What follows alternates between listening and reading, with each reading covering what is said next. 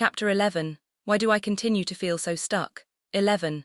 Why do I continue to feel so stuck? This is for those among us who continue to feel secretly stuck. We may feel very drawn to staying, occasionally tempted to leave, and unable to resolve the dilemma one way or the other. We alternate between periods in which we manage to convince ourselves that it might, after all, be bearable, and recurring crises when we acknowledge that we are, by remaining, well on the way to ruining the one life we will ever be granted. Torn between intense shame and untenable claustrophobia, weak in the face of our conundrum, we may start to fantasize that someone or something else, a parent, the government, a war, an illness, a divine command, might magically resolve the problem for us. Like desperate children, we hope against hope that something might just show up. But because it behoves everyone eventually, and with nothing unkind being meant by this, to try to become an adult, that is, a person who can alter their circumstances through their own agency, we may benefit from a few ideas to strengthen our resolve. For a start, we are here not because we are evil, fickle, or unlucky, but because we probably had a challenging childhood. This could sound like an odd idea to bring up, but the matter does appear evident in structure, however impossible the repercussions can feel in practice. Anyone can end up in an unhappy relationship. But those who get badly stuck in them, those who cannot find the courage to have a difficult conversation and move on, those who spend years feeling intensely ashamed of what they want and doubting their right to aim for anything more satisfying.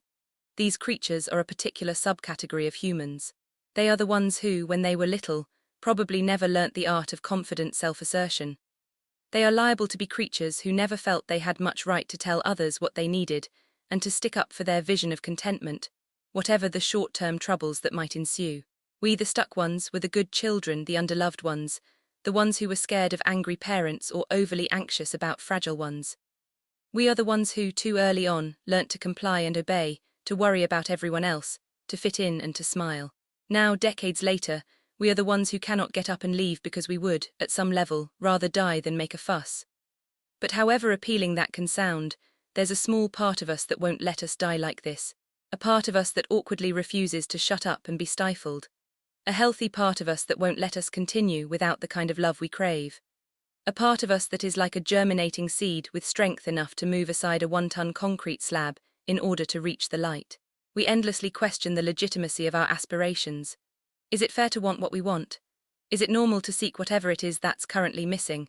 More love, more intellectual stimulation, more friendship, more sex, more solemnity, more laughs. We would, in a way, love someone to tell us that we were plainly wrong. But the reality is that there can never be an objective measure in these matters.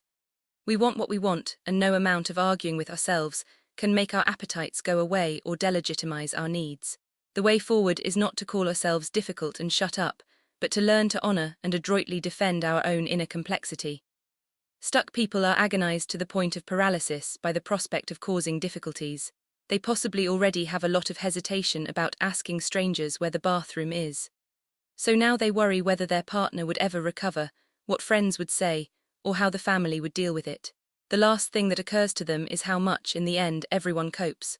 The frightening yet liberating truth is how little anyone actually cares. Even the hurt lover will recover and come to appreciate the benefits of freedom, as opposed to enduring a constant emotional tourniquet around their heart. An orderly life is a fine and beautiful thing, but it can only ever be so when it sits on top of a flourishing relationship, rather than when it is fostered as a substitute for one. Better to blow up a home than to continue in one unworthy of the name. The way to start getting unstuck is via a stranger-sounding move, by valuing ourselves more. We must accept that the point of a relationship is not to suffer, that some things are necessary but fewer than we think, and that no one will congratulate us on our deathbeds for having thrown away our lives.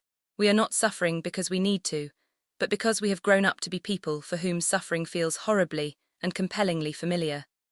We may need to take the entirely unknown step of telling the world what we truly want.